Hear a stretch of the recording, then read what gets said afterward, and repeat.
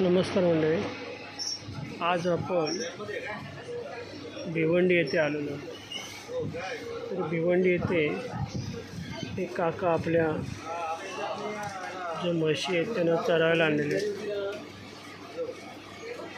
अजूनही लोक आपल्या शेतीकडे आकर्षित आहेत आणि शेतकऱ्यांना असं काम केलं पाहिजे. शेतीकडे राहणं आजच्या काळामध्ये जरुरीचे आहे.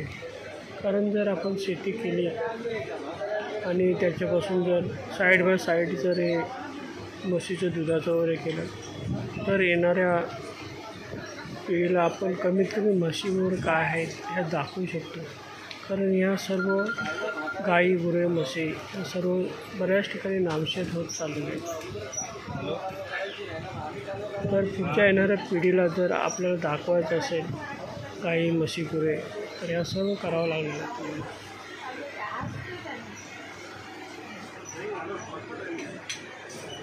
आणि समोरून जी गाय येते ती अनेक काकांचीच आहे.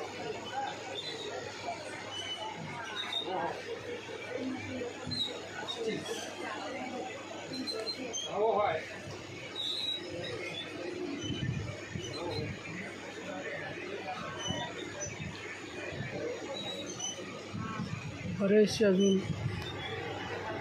असे शेतकरी आहेत ते आपल्या शेतीचा व्यवसाय चालू ठेवलेला आणि बऱ्याचशा लोकांनी ते बंद केलेलं आहे. आपल्या जमिनीवर विकलेले आहेत आणि याशिवाय याला तरणोपाय नाही, याला पर्याय नाही.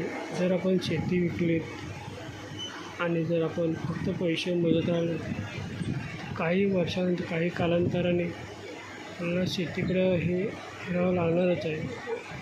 कारण आज आपल्याला माहिती आहे की दूध हा येणारा दुधाचं मागणी जास्त आहे आणि उत्पादन कमी आहे आणि त्याच्यामुळं भेसळही जास्त प्रमाणात होतं आहे. केमिकलचा वापर वगैरे होतो आहे.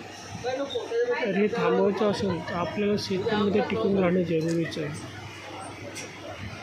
आणि हे करण्यासाठी आपल्याला शेती गुरे म्हशी वगैरे आपली संपत्ती आहे ती जपून ठेवणं आपल्याला आज काळाची गरज आहे.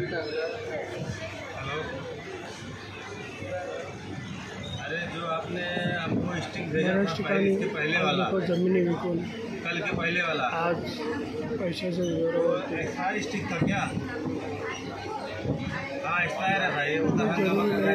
आज आपण शेती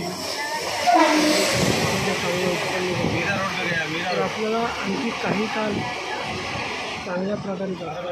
कारण केमिकल खाऊन किती वर्ष तुम्ही जाणार त्यासाठी शेतीशिवाय पर्याय नाही.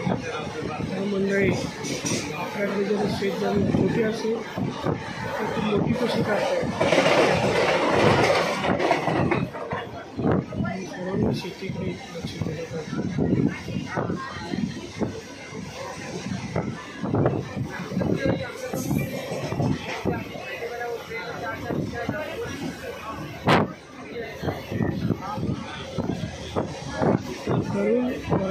तरुण लोक जे आहेत त्यांनी जास्तीत शेतीकडे लक्ष दिलं.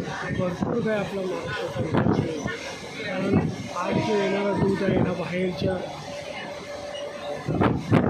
राज्यातून येतो आहे. आपल्या राज्यामध्ये तेवढं उत्पादन नाही देत. ते करायचं असेल तर या दोन्ही वर्गाने शेतीकडे आलं पाहिजे. धन्यवाद मंडळी. तर मला व्हिडिओ कसा वाटला त्याबद्दल लाईक करा, शेअर करा.